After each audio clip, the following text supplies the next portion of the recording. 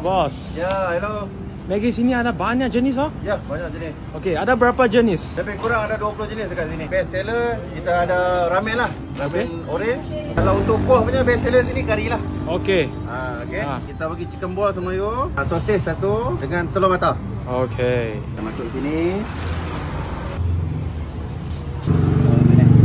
Ini untuk ramen benar kan? Okey, ramen orange tadi. Yang ni dia panggil quarto cheese. Oh. Dia double cheese dia.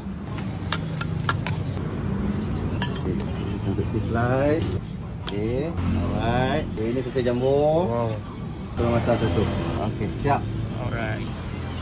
Ini kita masuk kuah dulu. Untuk bawah dah masak. Okey, bawah siap. Alright.